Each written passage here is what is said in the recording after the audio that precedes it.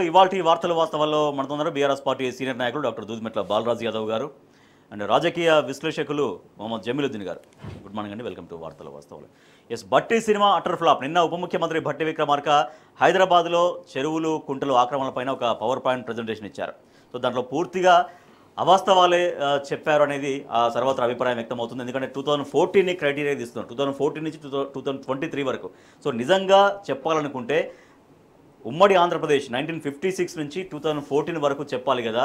2014 నుంచి 2023 వరకే ఎందుకు చెప్పారు? కేవలం గత బీఆర్ఎస్ ప్రభుత్వాన్ని బదనాం చేసేందుకు తప్పించి దీంట్లో వాస్తవాలు వెల్లడించేందుకు కాదు అనేది సర్వత్రా వినిపిస్తున్నట్టు అనమాట. ఎస్, బాలరాజు గారు 2014 నుంచే ఎందుకు క్రైటీరియా తీసుకున్నారు నిన్న భట్టి విక్రమార్క? ముందుగా రాజేష్ గారు, మీకు అదేవిధంగా టీ న్యూస్ ప్రేక్షకులకి మా జమీలుద్దీన్ గారికి నమస్కారం. ప్రధానంగా ఈరోజు కాంగ్రెస్ పార్టీ మొదటి నుంచి కూడా బీఆర్ఎస్ పార్టీని, అదేవిధంగా బీఆర్ఎస్ పార్టీ తెలంగాణ రాష్ట్ర సాధనను, అదేవిధంగా కేసీఆర్ గారి యొక్క క్యారెక్టర్ని కావచ్చు, ఇటు కేటీఆర్ని కావచ్చు, బీఆర్ఎస్ పార్టీ చేసే కార్యక్రమాలను ఎంతసేపు అబాస్ పాలు చేయాలనే ఆలోచన తప్ప ప్రజలకు ఏం చేద్దామని ఆలోచన లేదని స్పష్టంగా టీ న్యూస్ గారు చెప్తాను. మొదటి పాయింట్. రెండో పాయింట్, నిన్న ఏదైతే భట్టి గారు ఏదైతే చెరువుల ఆక్రమణ మీద, అది మూసీ సుందరీకరణ మీద ఒక పవర్ పాయింట్ ప్రజెంటేషన్ ఇచ్చినారు.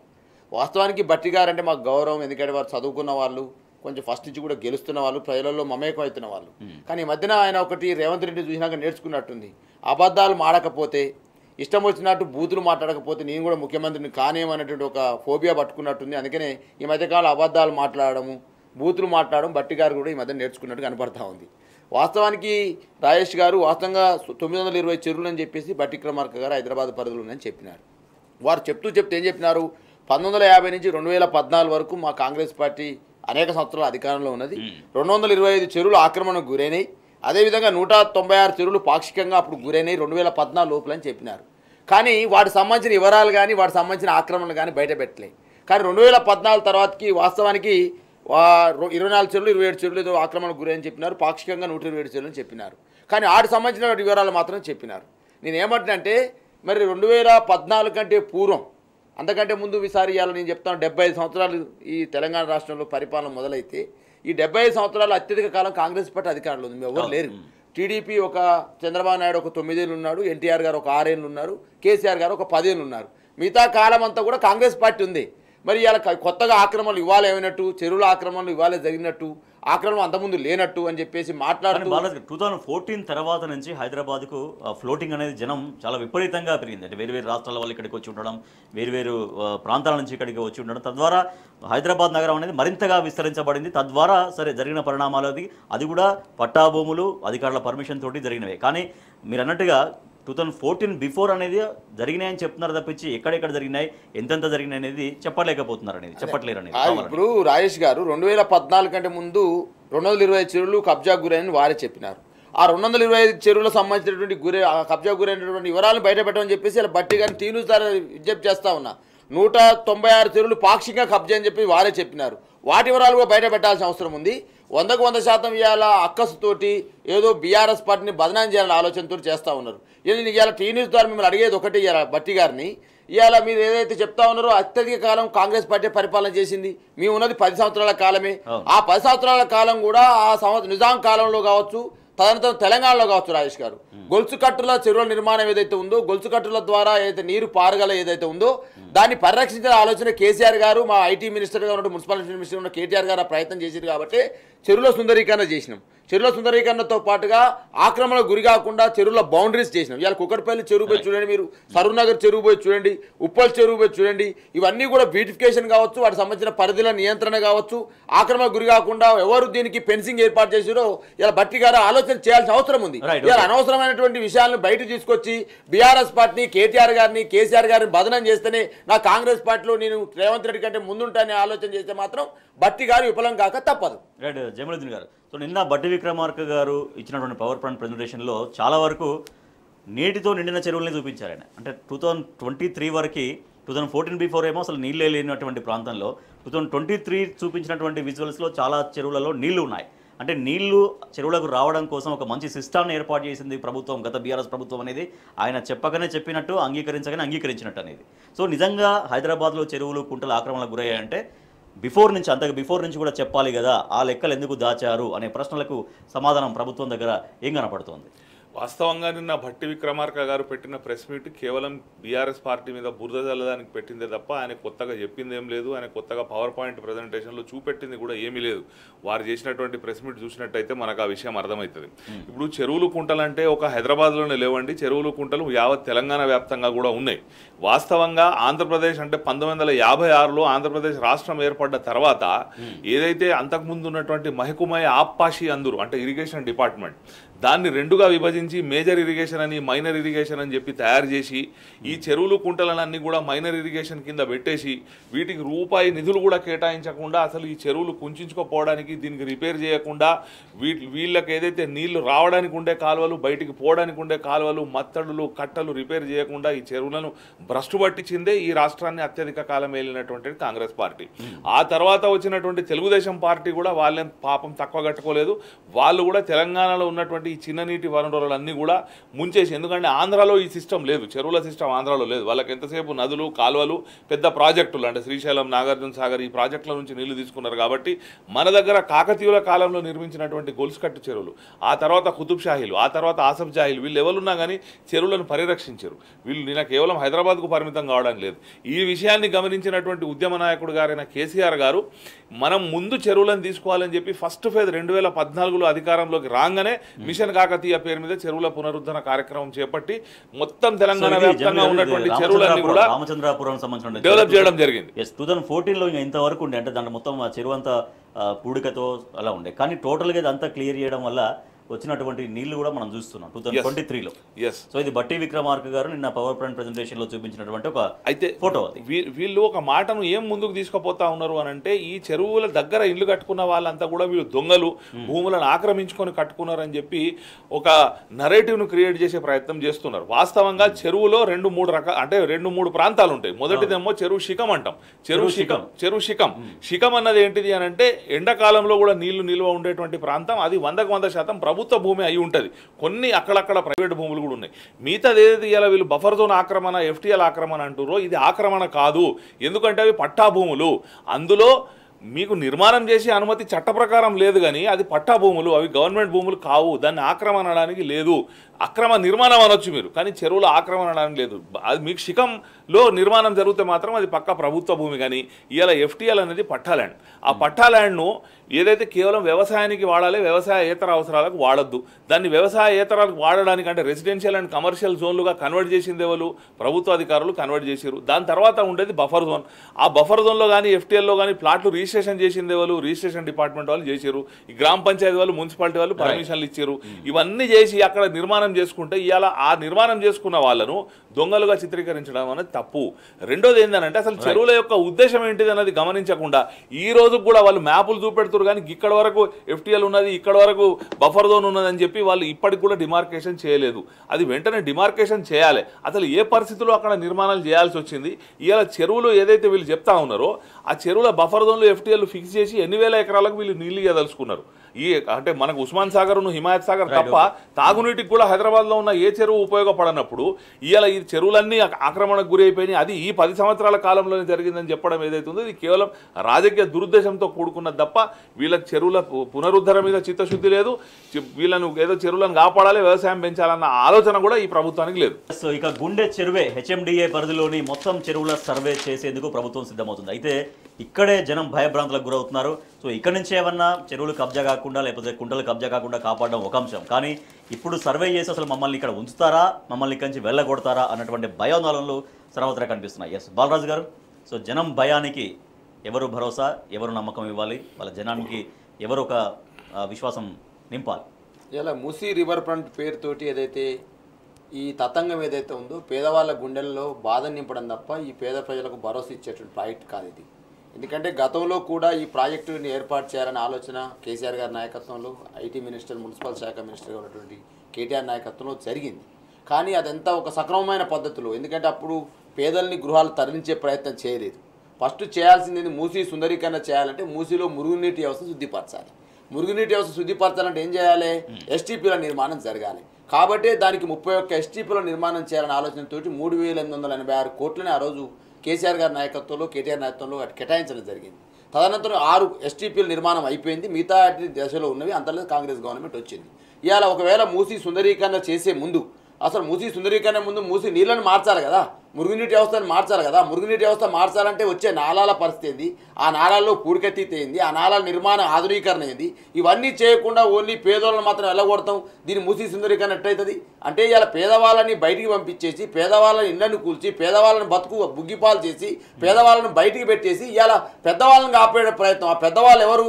చంద్రబాబు నాయుడు ఎవరైతే ఉన్నారో వారు గతంలో నందనవనం అనేటువంటి ఏదైతే ప్రాజెక్ట్ చేపట్టారో అక్కడ ఉన్న పేదవాళ్ళని ఎల్లగొట్టాలనే ప్రయత్నం చేశారో ఆ కంపెనీకే ఇవాళ మళ్ళీ ప్రయత్నం చేస్తూ ఉంది. గతం నుంచి కూడా కేటీఆర్ గారు విమర్శ చేస్తూ ఉన్నారు. సింగరేణి మెయిన్ హార్ట్ అనేటువంటి ఒక ఏదైతే సింగపూర్ బేస్డ్ కంపెనీ ఏదైతే ఉందో దానికి పనులు కట్టబెట్టాలనే ప్రయత్నం జరుగుతూ ఉంది. ఆ ప్రయత్నంలో భాగంగానే ఇలా పేదోళ్ళ ఇళ్ల మీదకి బుల్డోజర్ పోతామని చెప్పేసి గతం నుంచి అడుగుతా ఉన్నాం. కేటీఆర్ గారు అది చెప్తా ఉన్నారు, బీఆర్ఎస్ పార్టీ అది చెప్తా ఉంది. కాబట్టి ఇలా మూసి సుందరీకరణ పేరుతోటి ఇలా 100% పెద్దవాళ్ళైనటువంటి చంద్రబాబు నాయుడుకి అనూహ్యంగా ఉన్నటువంటి ఆ కంపెనీకి పనులు అప్పగించే ప్రయత్నమే రేవంత్ రెడ్డి గారు చేస్తా ఉన్నారు. సో ఇక గుండె చెరువే హెచ్ఎండిఏ పరిధిలోని మొత్తం చెరువుల సర్వే చేసేందుకు ప్రభుత్వం సిద్ధమవుతుంది. అయితే ఇక్కడే జనం భయభ్రాంతులకు గురవుతున్నారు. సో ఇక్కడ నుంచి ఏమన్నా చెరువులు కబ్జా కాకుండా లేకపోతే కుంటలు కబ్జా కాకుండా కాపాడడం ఒక అంశం, కానీ ఇప్పుడు సర్వే చేసి అసలు మమ్మల్ని ఇక్కడ ఉంచుతారా, మమ్మల్ని ఇక్కడి నుంచి వెళ్ళగొడతారా అన్నటువంటి భయాందోళనలు సర్వత్రా కనిపిస్తున్నాయి. ఎస్ బాలరాజు గారు, సో జనం భయానికి ఎవరు భరోసా, ఎవరు నమ్మకం ఇవ్వాలి, వాళ్ళ జనానికి ఎవరు ఒక విశ్వాసం నింపాలి? ఇలా మూసీ రివర్ ఫ్రంట్ పేరుతోటి ఏదైతే ఈ తతంగం ఏదైతే ఉందో పేదవాళ్ళ గుండెల్లో బాధ నింపడం తప్ప ఈ పేద ప్రజలకు భరోసా ఇచ్చేటువంటి ప్రాజెక్ట్ కాదు ఇది. ఎందుకంటే గతంలో కూడా ఈ ప్రాజెక్టుని ఏర్పాటు చేయాలనే ఆలోచన కేసీఆర్ గారి నాయకత్వంలో, ఐటీ మినిస్టర్, మున్సిపల్ శాఖ మినిస్టర్గా ఉన్నటువంటి కేటీఆర్ నాయకత్వంలో జరిగింది. కానీ అదంతా ఒక సక్రమమైన పద్ధతిలో, ఎందుకంటే అప్పుడు పేదల్ని గృహాలు తరలించే ప్రయత్నం చేయలేదు. ఫస్ట్ చేయాల్సింది మూసీ సుందరీకరణ చేయాలంటే మూసీలో మురుగునీటి వ్యవస్థ శుద్ధిపరచాలి. మురుగునీటి వ్యవస్థ శుద్ధిపరచాలంటే ఏం చేయాలి? ఎస్టీపీల నిర్మాణం జరగాలి. కాబట్టి దానికి 31 ఎస్టీపీల నిర్మాణం చేయాలనే ఆలోచనతో 3,886 కోట్లని ఆ రోజు కేసీఆర్ గారి నాయకత్వంలో, కేటీఆర్ నాయకత్వంలో కేటాయించడం జరిగింది. తదనంతరం 6 ఎస్టీపీల నిర్మాణం అయిపోయింది. మిగతా దశలో ఉన్నవి అంతలో కాంగ్రెస్ గవర్నమెంట్ వచ్చింది. ఇవాళ ఒకవేళ మూసీ సుందరీకరణ చేసే ముందు అసలు మూసీ సుందరీకరణ ముందు మూసీ నీళ్ళని మార్చాలి కదా, మురుగునీటి వ్యవస్థను మార్చాలి కదా. మురుగునీటి వ్యవస్థ మార్చాలంటే వచ్చే నాళాల పరిస్థితి ఏంది, ఆ నాళాల్లో పూడికతీత ఏంది, ఆ నాళాల నిర్మాణ ఆధునీకరణ ఏంది, ఇవన్నీ చేయకుండా ఓన్లీ పేదోళ్ళని మాత్రం వెళ్ళగొడతాం. దీన్ని మూసీ సుందరీకరణ ఎట్టయితుంది అంటే ఇలా పేదవాళ్ళని బయటికి పంపించేసి, పేదవాళ్ళని ఇళ్ళని కూల్చి, పేదవాళ్ళని బతుకు బుగ్గిపాలు చేసి, పేదవాళ్ళని బయటికి పెట్టేసి ఇలా పెద్దవాళ్ళని కాపాడే ప్రయత్నం. ఆ పెద్దవాళ్ళు ఎవరు? చంద్రబాబు నాయుడు ఎవరైతే ఉన్నారో వారు గతంలో నందనవనం అనేటువంటి ఏదైతే ప్రాజెక్ట్ చేపట్టారో అక్కడ ఉన్న పేదవాళ్ళని ఎల్లగొట్టాలనే ప్రయత్నం చేశారో ఆ కంపెనీకే ఇవాళ మళ్ళీ ప్రయత్నం చేస్తూ ఉంది. గతం నుంచి కూడా కేటీఆర్ గారు విమర్శ చేస్తూ ఉన్నారు. సింగరేణి మెయిన్ హార్ట్ అనేటువంటి ఒక ఏదైతే సింగపూర్ బేస్డ్ కంపెనీ ఏదైతే ఉందో దానికి పనులు కట్టబెట్టాలనే ప్రయత్నం జరుగుతూ ఉంది. ఆ ప్రయత్నంలో భాగంగానే ఇలా పేదోళ్ళ ఇళ్ల మీదకి బుల్డోజర్ పోతామని చెప్పేసి గతం నుంచి అడుగుతా ఉన్నాం. కేటీఆర్ గారు చెప్తా ఉన్నారు, బీఆర్ఎస్ పార్టీ అది చెప్తా ఉంది. కాబట్టి ఇలా మూసీ సుందరీకరణ పేరుతోటి ఇలా 100% పెద్దవాళ్ళైనటువంటి చంద్రబాబు నాయుడుకి అనూహ్యంగా ఉన్నటువంటి ఆ కంపెనీకి పనులు అప్పగించే ప్రయత్నమే రేవంత్ రెడ్డి గారు చేస్తూ ఉన్నారు.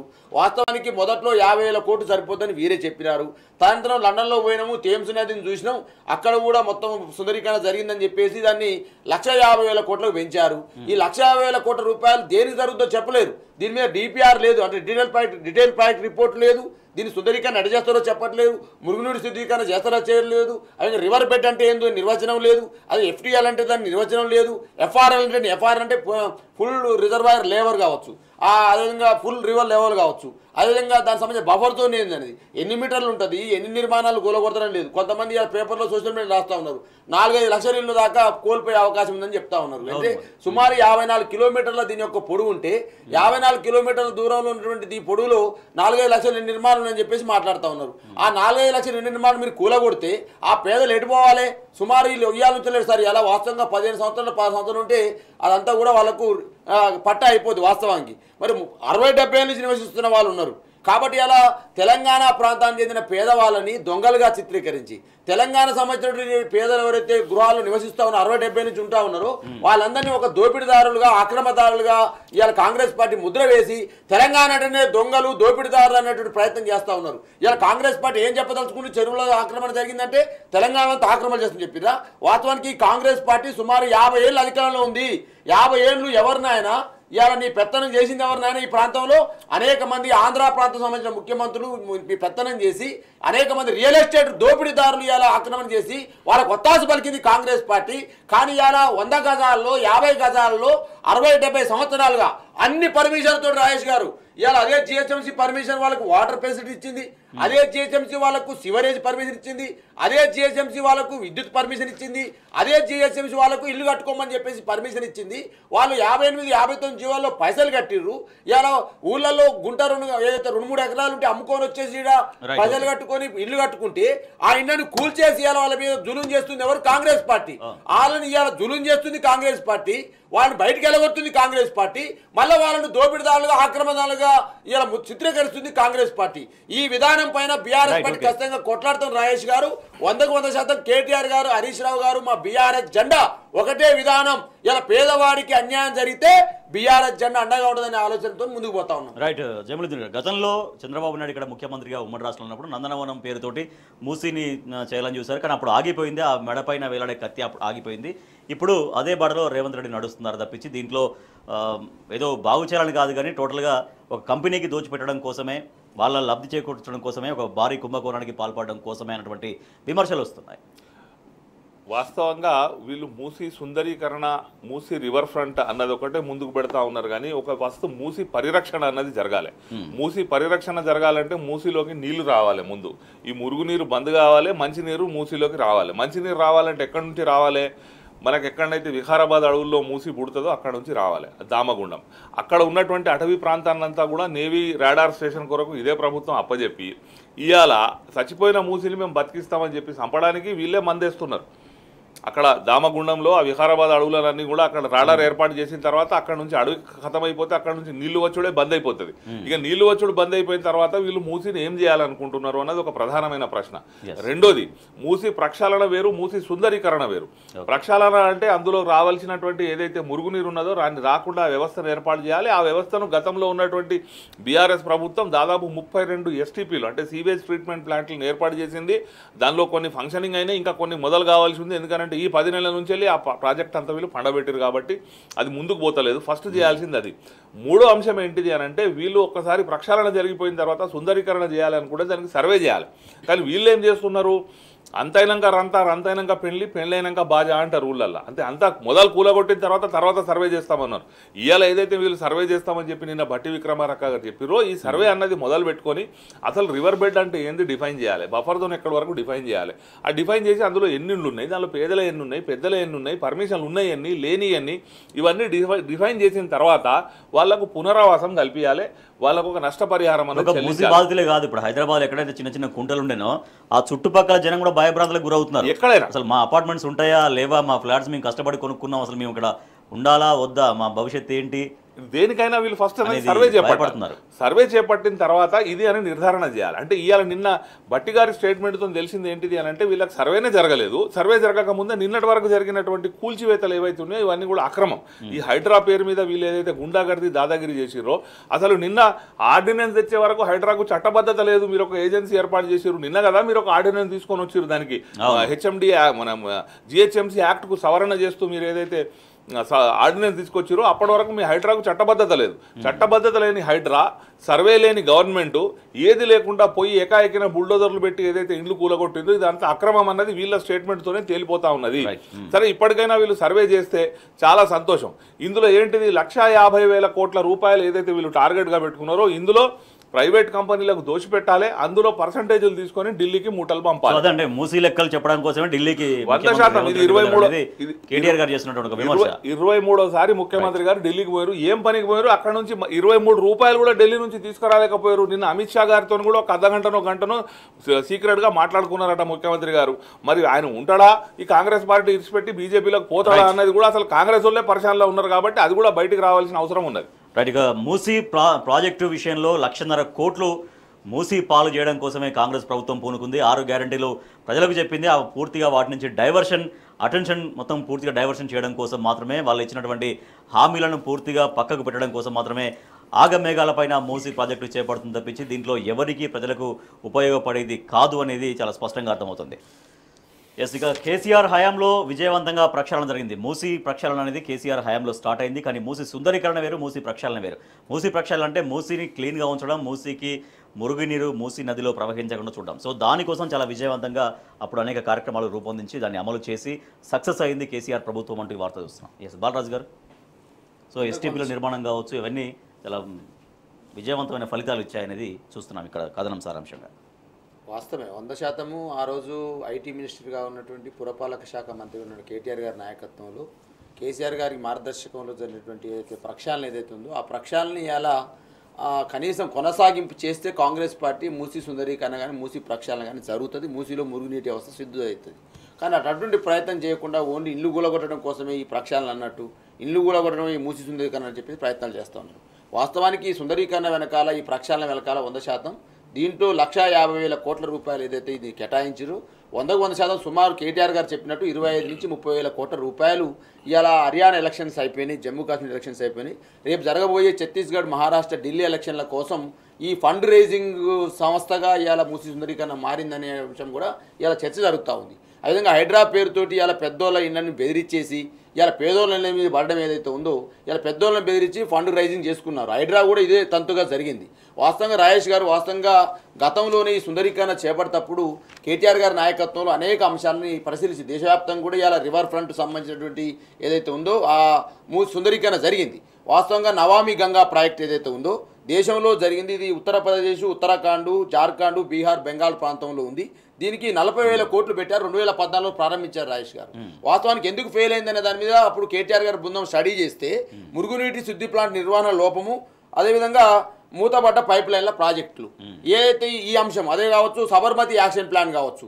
సబర్మతి కూడా ఇది ఎక్కడైతే ఉంది, ఇది సబర్మతి అనేది గుజరాత్ ప్రాంతంలో ఉంది. సుమారు దీనికి 1,400 కోట్లు కేటాయించారు.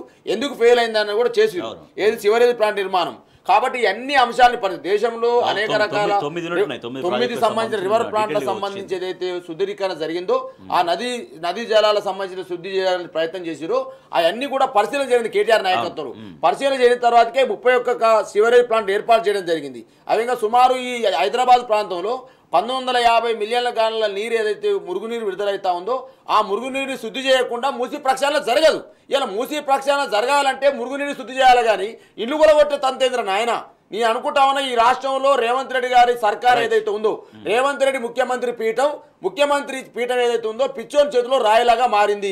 ఎటు రాయిస్తారో తెలియదు, ఎవరి మీద పడతారో తెలియదు. ఓనాడు పోతాడు FTL అని చెప్పేసి అడిపోతాడు, ఓనాడు బుల్డోజర్ పేదోళ్ళ ఇంటికి పోతుంది, ఓనాడు తెలంగాణ తల్లి విగ్రహం మారుతానంటాడు, ఓనాడు తెలంగాణ తల్లి రూపురేఖలు మారుతుంటాడు, ఓనాడు తెలంగాణ చిహ్నాన్ని మారుతుంటాడు, ఓనాడు దాని కూడా కొడతాడు, ఓనాడు దీని కూడా కొడతాడు. నేను 100% చెప్తున్నా రాజేష్ గారు, రేవంత్ రెడ్డి గారు ముఖ్యమంత్రి పీఠం పిచ్చోని చేతిలో రాయిలాగా మారింది. ఇలా 100% పేదోళ్ళని అందరినీ కూడా ఆర్తనాదాలు పెట్టిస్తూ వాళ్ళ శాపనార్థాలు అనుకుంటున్నా.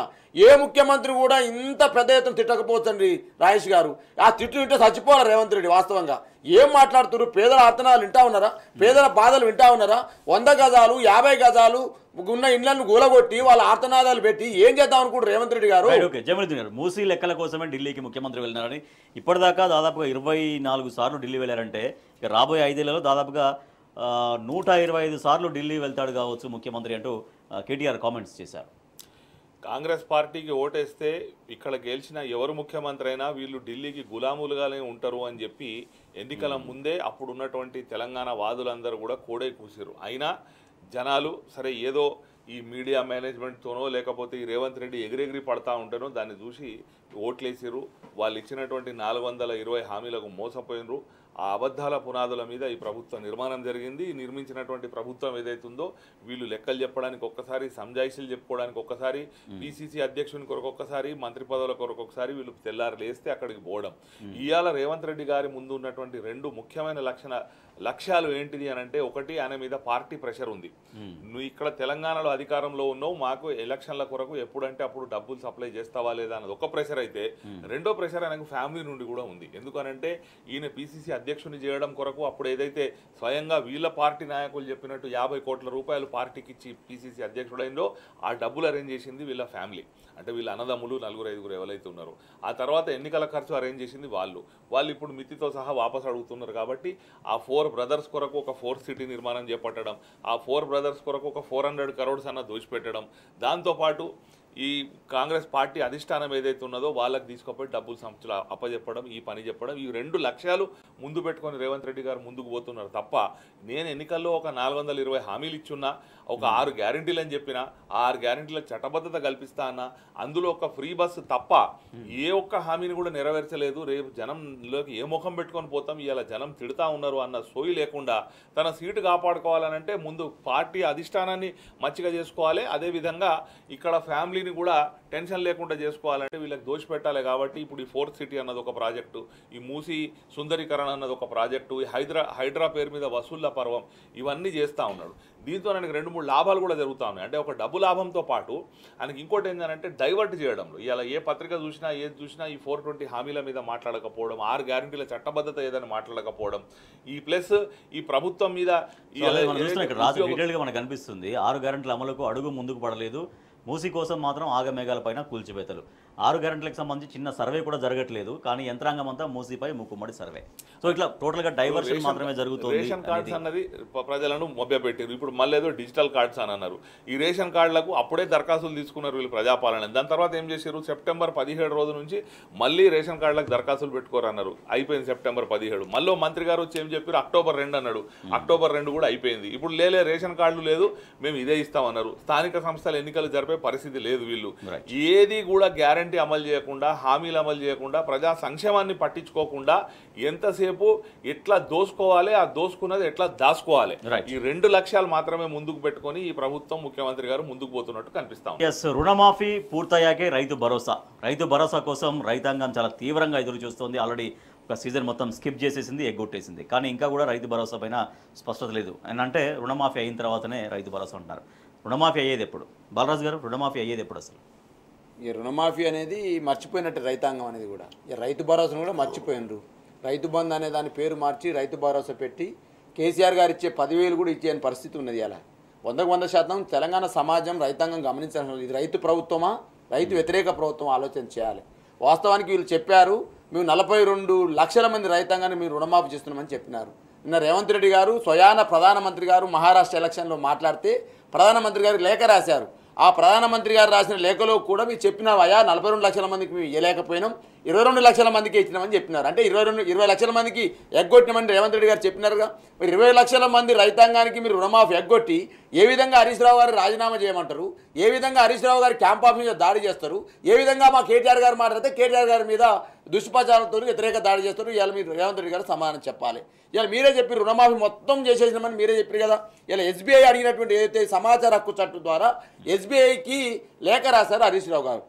ఆ లేఖలో కొన్ని అడిగారు, సార్ మీరు 1,00,000 కంటే తక్కువ రుణాలు పొందిన రైతుల సంఖ్య చెప్పు అని చెప్తే 5,74,137 మంది అని చెప్పినారు. కానీ వాళ్లకు ఎంతమందికి రుణమాఫీ అయిందని చెప్తే 2,99,445 మందికి అని చెప్పినారు. అదేవిధంగా 1,00,000 వాళ్ళు ఎంతమంది అని అడిగితే 2,62,341 మంది అని చెప్పినారు. మరి అదేవిధంగా ఆ 1,00,000 లోపు అయిన వాళ్ళకి రుణమాఫీ ఎంతమందికి అయిందంటే 1,30,915 మంది అన్నారు. అంటే 2 కలిపితే కూడా 50% రుణమాఫీ కాలేదని స్పష్టంగా తేలిపోయింది. ఇలా 50% మందికి రుణమాఫీ చేసి రైతులందరికీ రుణమాఫీ చేసినని మాట్లాడితే ఎట్లా? కానీ ఎలక్షన్ మేనిఫెస్టోలో ఏం పెట్టావు? ఆ రోజు రేషన్ కార్డు నిబంధన లేదు, ఆ రోజు 31 కొర్రీలు లేవు, ఆ రోజు భార్యాభర్తలు ఆధార్ కార్డులు లేవు, ఆ రోజు భార్య చచ్చిపోతే భర్త చచ్చిపోతే మీరు రుణమాఫీ అని ఆ రోజు చెప్పలేవు. నువ్వేం చెప్పావు ఎలక్షన్ మేనిఫెస్టోలో? రైతులందరికీ రుణమాఫీ అన్నావు. కానీ ఇవాళ 31 కొర్రీలను పెట్టి 32 బ్యాంకులలో ఇవాళ రైతాంగాన్ని నిత్యం 24 గంటలు బ్యాంకుల చుట్టూ తిప్పే ప్రయత్నాన్ని ఇవాళ రేవంత్ రెడ్డి చేస్తా ఉన్నారు. బ్యాంకు దగ్గర కొనుగోలు తీరుతారు. ప్రధాన హామీ అది రుణమాఫీ అనేది. ఇవాళ రైతాంగం సంబంధించి 3 అండి. వడ్ల బోనస్ అన్నారు, కౌలు రైతులకు భరోసా అన్నాడు, రైతు కూలీలకు భరోసా అన్నాడు, అదేవిధంగా రైతు బంధు ఇస్తామని చెప్పిన 15,000 ఇస్తామన్నారు. ఇలా 15,000 పోగా ఇలా 10,000 కూడా ఇచ్చే పరిస్థితి లేదు. ఇలా రైతు రుణమాఫీ మొత్తం ఆ రోజు చేసిన 1,00,000 రూపాయలు మీద ఏదైతే ఉందో ఆ రోజు కేసీఆర్ గారు హామీ ఇస్తే మొదటి దఫలో 2014 నుంచి 2018 వరకు 1,00,000 రుణమాఫీని ఏకాదటిన 35 లక్షల మందికి 17,000 కోట్ల రూపాయలు ఒకేసారి రుణమాఫీ చేసినాము. ఇలా 17,000 కోట్ల రూపాయలు నువ్వు రుణమాఫీ చేయడానికి ఒక్కసారి మేము ఆ రోజు 1,00,000 రుణమాఫీ చేసినాం. ఇక 2 లక్షలైనా కూడా 17,000 కోట్లే అయింది. ఇలా 100కు 100% మరి మీరు ఇలా ఆ రోజు క్యాబినెట్ సమావేశంలో ఏం చెప్పారండి? 31,000 కోట్లు అవసరం పడుతుందని చెప్పినాం. తదనంతరం బడ్జెట్లో ఏమి కేటాయించినామండి? 27,000 కోట్లు కేటాయించినావు. 26,000 పోగా ఇలా 17,000 చేసినావు. అంటే ఇంకా 13,000 కోట్ల రూపాయలు రైతాంగానికి రుణమాఫీ విషయంలో బాకీగా ఉన్నావు. రైతు బంధు రైతు భరోసా రూపంలో ఇలా 15,000 ఏనే వేయలేదు. ఇలా ముసలమ్మలకు పింఛన్ ఏనే వేయలేదు. తులం బంగారం రానే రాలేదు. గొర్రెల పంపిణీ లేకపాయే, చేపల పిల్లలు వదులు లేకపాయే, గౌడనలు ఆదుకునేది లేకపాయే, నేతన్నలను ఆదుకునేది లేకపాయే. ఎవరిని ఆదుకున్నామంటే ఇలా బడాబాబుల్ని బెదిరిస్తూ ఇలా కాంగ్రెస్ పార్టీకి మాత్రం ఎలక్షన్ల పండు కోసం పైసలు పంపుతున్న రేవంత్ రెడ్డి కాంగ్రెస్ పార్టీని ఆదుకుంటా ఉన్నాడు. ఈ దేశంలో ఈ రాష్ట్రంలో ప్రజలు ఆలోచన చేయాలి. మహిళలు ఇవాళ తులం బంగారం ఎందుకు అడగాలి, ఇవాళ ముసలమ్మలు ముసలయ్యలు ఎందుకు పింఛనీయాలని అడగాలి, రైతాంగం ఇవాళ రుణమాఫీ ఎందుకు రాటని అడగాలి. ఇలా అన్ని వర్గాల ప్రజలను నట్టేట ముంచి రేవంత్ రెడ్డి మాత్రం ఇవాళ 100% ఆనందపడతా ఉన్నాడు. 25 సార్లు ఢిల్లీ తిరుగుతా ఉన్నాడు. 25 సార్లు తిరిగి అయ్యా దండం పెడతా, వీళ్ళందరికీ ఏం మాఫీ చేయలేకపోతున్నా, రైతు భరోసా చేయలేకపోతున్నా, నన్ను మాత్రం నా కూర్చుని కాపాడని చెప్తాడు రేవంత్ రెడ్డి. రైట్ జమలుద్దీన్ గారు, రుణమాఫీ అయిన తర్వాతనే రైతు భరోసా అంట. సో ఈ లెక్కలు ఇవన్నీ కూడా వారు అన్నట్టుగా అప్పుడు ఏం కండిషన్స్ పెట్టలే, కానీ ఇప్పుడు ఇవన్నీ ఎందుకు వస్తున్నాయి? అసలు ఇది అవుతుందా ఇది అవుతూనే ఇదంట, అసలు ఇది అవుతుందా అది అవుతుందా, రెండు కావా? ఏది కాదు ఇది కాదు అది కాదు, దీనిలో గమ్మత్ ఏంది అని అంటే స్వయంగా ముఖ్యమంత్రి నిన్న కాకా గారి ఏదైతే జయంతి సభ జరిగిందో వెంకటస్వామి గారి జయంతి సభలో మాట్లాడుతూ అందరికీ రుణమాఫీ మేము చేసేసినామని చెప్పిండు. అగ్రికల్చర్ మంత్రి గారు వచ్చేమో రుణమాఫీ పూర్తయినాకనే రైతు భరోసా ఇంకా 20 లక్షల మందికి మేము మాఫీ చేయాల్సి ఉందని చెప్పి ఆయన చెప్తున్నాడు. అంటే ముఖ్యమంత్రి అబద్ధం ఆడుతుండన్నది ఆ క్యాబినెట్లో సహచార మంత్రి గారు బయటపెట్టారు. దీనిలో గమ్మత్ ఏంది అని అంటే ఈయన బయటపెట్టుడు కూడా ఎందుకు పెడతా ఉన్నాడు అని అంటే ఆ ముఖ్యమంత్రి కుర్చీ కిందికి నీళ్లు తీసుకురావడానికే పెడుతున్నారు. వీళ్ళకి అంతర్గత రాజకీయాలు, వీళ్ళకి ఒక్కొక్కరికి పడతలేదు, ఈ మంత్రులకు సీనియర్ ఎమ్మెల్యేలకు ముఖ్యమంత్రికి కాబట్టి ఇది చేసిండు. ఇది కేవలం పరిపాలనాపరమైన వైఫల్యమే కాకుండా ఇది ఒక నైతికమైన పతనం కూడా. ఎందుకు అనంటే వీళ్ళు ఏదైతే ప్రధానంగా 420 హామీలు 6 గ్యారెంటీలు బాండ్ పేపర్లు ఇచ్చారో మనం ఒక్కసారి చూడొచ్చు. ఈ ఆరు హామీలకు సంబంధించి మనం దీనిలో చూసినట్టయితే వీళ్ళు ప్రధానంగా ఫస్ట్ హామీ వీళ్ళది ఏంది అని అంటే మహాలక్ష్మి మహిళకు 2,500 రూపాయలు ఇస్తామన్నారు. ఏమీ లేదు. రైతు భరోసా అన్నారు, 15,000 దిక్కు లేదు. ఇంద్రమ్మ ఇండ్లు అన్నారు, దిక్కు లేదు. ఉన్న ఇండ్లు కూలుస్తా ఉన్నారు. చేయూత 4,000 పెన్షన్ అన్నారు, దిక్కు లేదు. ఉల్టా ఉన్న స్కీములు బంద్ చేస్తున్నారు. దీనిలో గమ్మత్ ఏంది అని అంటే విద్యార్థులకు ఏదైతే బ్రేక్ఫాస్ట్ స్కీమ్ పెట్టిరో కేసీఆర్ గారు దాన్ని బంద్ చేశారు. కేసీఆర్ కిట్టు బంద్ చేశారు. అంటే దీన్ని రాష్ట్రాన్ని మళ్ళీ పాత రోజులు తీసుకొస్తామని ఏదైతే చెప్పారో తిరోగమన దిశలో తీసుకొని పోయి మళ్ళీ బంగారు తెలంగాణ రాష్ట్రం వైపు ప్రయాణిస్తున్నదని భ్రష్టు తెలంగాణ వైపు వీళ్ళు తీసుకొని పోతా ఉన్నారు. ప్రజలు వాళ్ళు చేసిన దానికి ఎలా బాధపడతా ఉన్నారు, ప్రాయశ్చిత్తం చేసుకునే టైం కొరకు ఎదురు చూస్తూ ఉన్నారు. 6 గ్యారెంటీలు ప్రజలకు ఏవైతే హామీ ఇచ్చారో ఆ హామీల నుంచి పూర్తిగా ప్రజల దృష్టి మరల్చడం కోసమే, లేదంటే వాళ్ళు ఇచ్చినటువంటి హామీలు అమలు చేయడం పాసిబుల్ కాక చేతగాక టోటల్గా మొత్తం వేరే మూసి సుందరీకరణ అని ఇంకా రకరకాలుగా అన్ని తెరపైకి తీసుకొస్తున్నారు తప్పించి ప్రజా సంక్షేమం ఈ ప్రభుత్వానికి పట్టట్లేదు అనేదే చెప్తున్నటువంటి మాట. Thank you so much doctor Dudimetla Balaraju Yadav గారు. Thank you so much Mohammed Jamiluddin గారు. ఎస్, ఇది వాటి వార్తలు వాస్తవాలు. చూస్తూనే ఉండండి టీ న్యూస్.